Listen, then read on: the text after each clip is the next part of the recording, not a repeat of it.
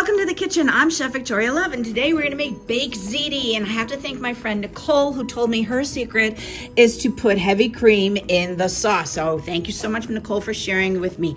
Also, I just wanted to point this out. Ziti rigate is for thin sauce. The ridges help hold the sauce. And then regular ziti is for a nice thick sauce. Now, you can use bottled sauce, save time, but I'm a purist and want to make my own sauce. So I'm sweating my onions over here. And my spaghetti sauce recipe is on my YouTube channel, so I'll put the link in the description. But we're going to be making this with some Parmesan, ricotta, mozzarella. I have some fresh basil and Italian seasoning and an egg. So let me get everything mise en place and I'll show you how to make it. Hello friends, I appreciate you being here. Please watch the video to the end so you can see the whole recipe and help me out. Would you please click like and subscribe so I can keep bringing you more recipes. Our pot of water is boiling away, and that's heavily salted water. And we're gonna add in our ziti, the whole box. We're gonna get that in there and then stir it up with our pasta fork, and we're gonna do this al dente. So I want to set the timer for 11 minutes. 11 minutes, and our spaghetti sauce is still simmering over here. It looks beautiful and smells wonderful. We're gonna add together our 24 ounces or 3 cups of ricotta. And to this, we're gonna add 12 ounces of our mozzarella, or 1.5 of those 8-ounce packages. We're gonna add 1 large egg, a half teaspoon of Italian seasoning. And because I had it, a tablespoon of chiffonade fresh basil. That'll really give it some really nice flavor. So I'm just gonna stir this all together.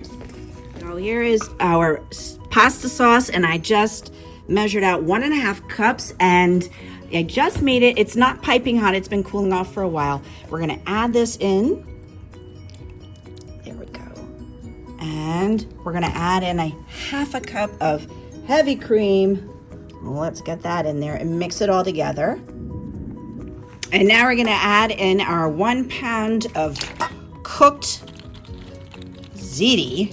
And I rinsed it off with cold water, just a little bit of cold water to stop the cooking of it. And we're gonna mix this all up.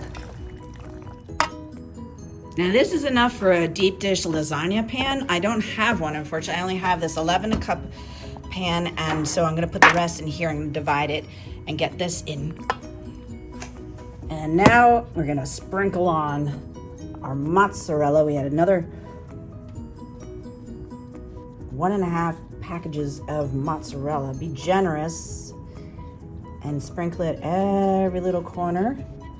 And we're also gonna sprinkle on a 1/4 cup of Parmesan. So let's get that on there too. And again, we're gonna divide this between the two. If you have a large lasagna pan, then everything goes on that one.